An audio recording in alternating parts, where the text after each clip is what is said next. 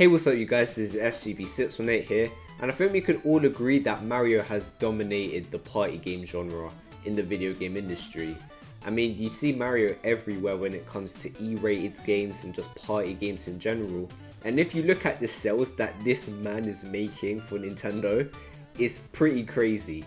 But why do I think that is, and why is Mario such a household name when it comes to party games? And why do we always put that Mario Kart disc in or that Mario Party cartridge in our consoles when we have friends and family over? One of the biggest reasons straight off of the bat has to be Mario's presentation. Obviously, don't get me wrong, you have the Wii games like Wii Sports Resort and Wii Party, which also had its own style and had pretty decent soundtracks as well. But with Mario, it kind of has its own identity. And despite Mario Party and Mario Kart, for example, being obviously spin-off titles to the main Mario series, they still carry over a lot of elements from the main Mario series and also just reference a lot of the franchise's staple things like themes, characters, and just references from past games. The graphics are consistently colourful, E-rated, and just overall flashy and attractive. The music is always really exciting and joyful, and in Mario Kart, with all of the stages that you race on, it fits all of the tracks very well, and the atmosphere created by these songs just really get you in that Mario Kart mood, ready for some chaos and randomness. That kind of links to my next reason as to why Mario Party games do so well: chaos and randomness. Don't get me wrong, other party games have this, but I don't think any other franchise has really tackled this as well as the Mario series. I think we can all agree that Mario Party and Mario Kart are some of the most unfair games. This could debatably be a con for these games because obviously it requires no skill and it means that anyone can just play this game and just win. That's kind of the whole point as to why the Mario franchise is doing so well in the party scene. Anyone can pick up and play it, anyone can win. Doesn't matter if you've banged out the same Mario Kart stage lots and lots of times, one item can change the entire result of a race. With Mario Party, all it takes is for the person in the lead to step on the wrong circle or the wrong spot, and they're in last.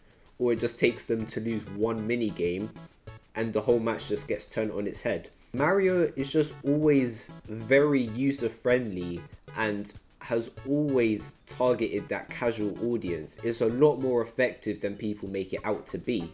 Nintendo typically gets made fun of for targeting the casual demographic, but I feel like that's the main area where they're winning in.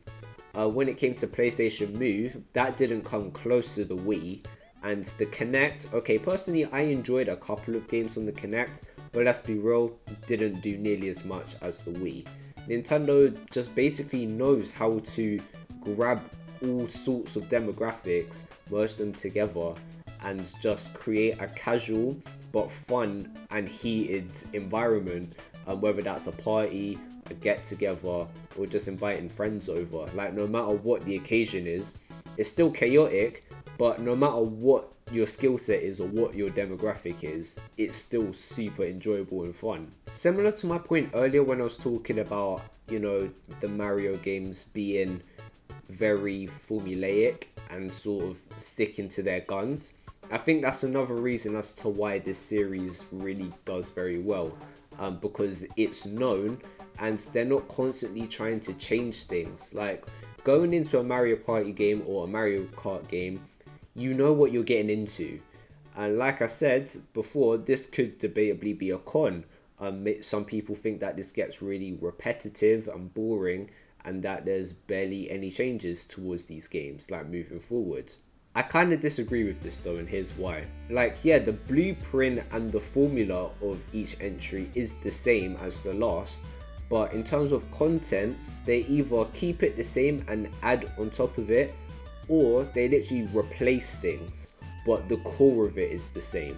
And I think that that's very important. In the video game industry, whether it's Nintendo or non-Nintendo, there have been franchises that have died or have just been in a lot of controversy simply because the company has been trying to fix something that hasn't been broken pretty much. Sonic the Hedgehog is a prime example of that. Nintendo knows what they're doing, like they're constantly bringing out the same formula, but they're just constantly expanding on this idea. Mario Party has pretty much been the exact same from the N64 games. To be fair, nothing's really changed. Obviously a couple of Mario Party games like 9 and 10 have had the car thing that didn't really go very well. But then what did they do when it came to the Switch? They brought back the original layout, and now for the most part people love Mario Party again. You see what I mean?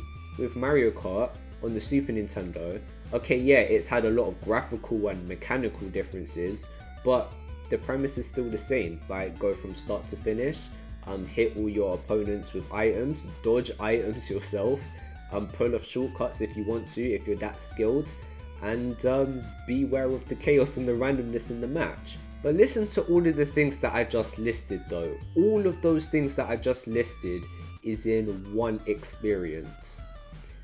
All of this stuff literally keeps players engaged the entire time. No wonder why the Mario franchise does so well. Other party games tend to not include very much of the thing that makes it work. For example, Wii Party, that's one of my favourite party games. Despite me loving the game, I'm not scared to admit that it only has one board for the island game, and it could have had a lot more to that to make the experience a million times better. With the Mario franchise, it just constantly builds and builds and builds, and no matter how old it really gets, no matter how many times you play it on the same stage because someone keeps picking the same stage, or you're waiting for Nintendo to release DLC to a game that you love to bits and you're starting to question whether they're even going to do it, hint, it doesn't get old because no experience in the Mario franchise is ever really the same. Like I said at the beginning of this video, you could be the most skilled player, you could play Mario Kart top to bottom lots of times over and over again, played every single stage from this year to the present day, and you can still come in last place just because of a blue shell and a couple of lightnings. That keeps you playing though, because you're like, no wait, no, I play better than this, let's do another round, and then the casual player wants to keep beating you. You see what I mean? So it's all psychological, but it works. And the fact that Nintendo constantly targets the casual demographic, it works. The presentation is appealing from the box art all the way to when you put the game in the console, and everyone enjoys it overall, whether you're an adult or a child or a teen, or if you're a casual player or a competitive player, we can all play together and enjoy some Mario. But there you have it guys, those are my thoughts and opinions on why I think Mario is dominating the party game genre. Hopefully you guys did enjoy it. Please comment down below your thoughts on the points that I made in this video. Did you agree with them? Did you not? And let me know what your favourite party game is. Like, it doesn't need to be Nintendo. Like, what's your favourite party game, full stop? Let me know and I'll be very interested to know. Anyway, thank you for watching.